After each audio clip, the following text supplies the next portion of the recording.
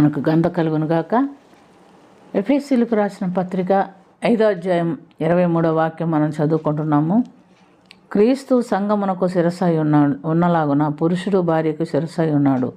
క్రీస్తే సంఘమునకు రక్షకుడై ఉన్నాడు. కాబట్టి ప్రియమైనటువంటి దేవుని బిడ్డలారా, ఇక్కడ పౌలు భక్తుడు సంఘస్థులతో ఏం చెప్తున్నాడంటే, సంఘమునకు శిరస్సు క్రీస్తు అయి ఉన్నాడు కనుక పురుషుడు భార్యకు శిరస్సై ఉన్నాడు అని చెప్తున్నాడు. కనుక స్త్రీలు ఏం చేయాలంట? ప్రభువునకు వలె మీ సొంత పురుషులకు లోబడి ఉండుడి. క్రీస్తే శరీరమునకు రక్షకుడు అయి ఉన్నాడు.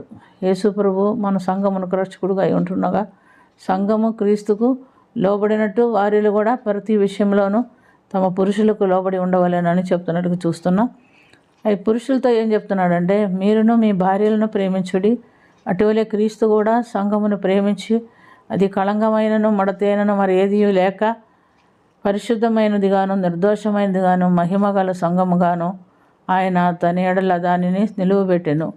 కనుక వాక్యముతోనూ ఉతక స్థానముతోనూ దాన్ని పవిత్రపరచి పరిశుద్ధపరచుటకై దాని కొరకు తన్ను తాను అప్పగించుకొనెను. అటువలే పురుషులు కూడా తమ సొంత శరీరం వలె స్త్రీలను ప్రేమించవలను అని చెప్తున్నాడు. తన భార్యను ప్రేమించేవాడు తన్ను ప్రేమించుకొనిచున్నాడు. తన శరీరమును ద్వేషించిన వాడు ఎవడైనా లేడు, కానీ ప్రతివాడు దాన్ని పోషించువాడు అయి ఉంటున్నాడు. మనము క్రీస్తు శరీరమునకు అవయములై ఉన్నాము. అలాగే మరి క్రీస్తు కూడా సంఘమును ప్రేమించి సంరక్షించుకుంటున్నాడని మనం గమనిస్తున్నాం. ఈ హేతు చేత పురుషుడు తన స్త్రీని తల్లిదండ్రులను విడిచిపెట్టి తన భార్యని హత్తుకొనను అని చెప్పబడినటువంటి మాట మనం వింటున్నాము. అది మర్మమై ఉన్నది. అట్లని చెప్పుకొని వృద్ధాప్యంలో ఉన్న తల్లిదండ్రులను విడిచిపెట్టమని పురుషులకు చెప్పలేదు. భార్యలను హత్తుకోండి, తల్లిదండ్రులను పారవేయండి అని చెప్పలేదు. ఈ దినాల్లో ఇది ఎక్కువైపోయింది. ఏమిటంటే భార్యల మాట వినేవాడు పురుషులు ఎక్కువ మంది ఉంటున్నారు. మరి వాట విని తల్లిదండ్రులను దూరపరిస్తే వాళ్ళు వృద్ధాప్యమందు వాళ్ళు వీధి పాలవుతారు. ఇప్పుడు ఎంతోమంది తమ తల్లిదండ్రులను తీసుకెళ్ళి వృద్ధాశ్రమంలో పెడుతున్నట్టుగా మనం చూస్తున్నాం. ఎందుకంటే చిన్నప్పుడు ఎన్ని కష్టాలు పడితే తల్లిదండ్రులు పిల్లల్ని పెంచి ఉంటారు అనేది పిల్లలకు తెలియదు. వాళ్ళకు పిల్లలు పుడితే వాళ్ళకు తెలుస్తుంది. వాళ్ళు నిద్రాహారాలు మానుకొని పిల్లలకు అనారోగ్యం వస్తే వాళ్ళను ఎంతో కంటిపాపలా కాపాడుతూ నిద్రపోకుండా వాళ్ళు తిండి తినకుండా రెస్ట్ లేకుండా పిల్లల్ని పెంచితే వాళ్ళు పెద్దవాళ్ళు అయ్యారు.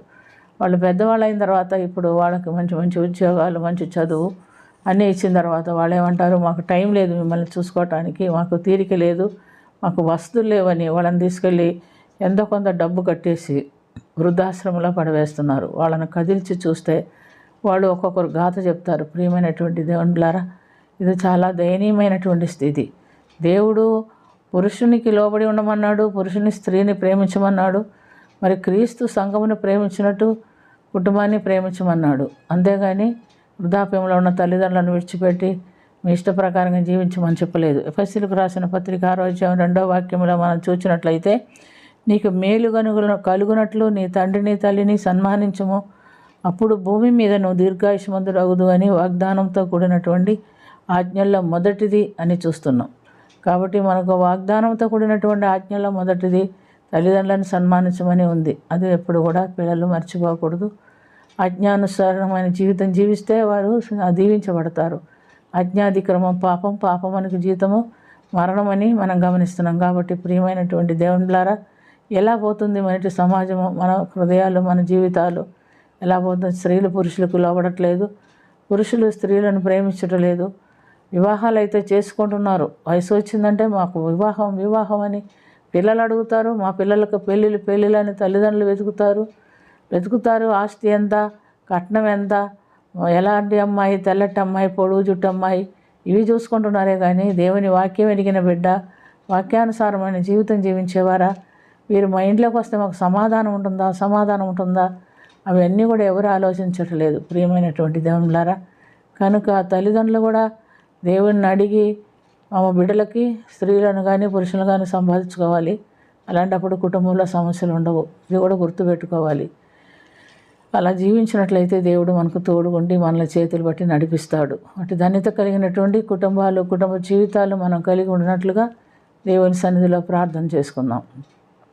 ప్రేమ కలిగిన తండ్రి, కృప కలిగిన ప్రభా యేసు రక్షగా, నీ ప్రేమ ఈ దినాల్లో నా తండ్రి సంఘాల్లో మనుషుల్లో కరువైపోయి ఉంది. ప్రభా, నీ కృప చేత నా తండ్రి నిన్ను నమ్ముకున్న బిడ్డలు నిన్ను కలిగి ఉంటున్నట్లుగా సహాయం చేయమని, దీవించమని, కరుణించమని యేసుక్రీస్తు పుణ్యనామమున మిక్కిలి వినయంతో అడిగి వేడుకొనుచున్నాము తండ్రి. ఆమేన్.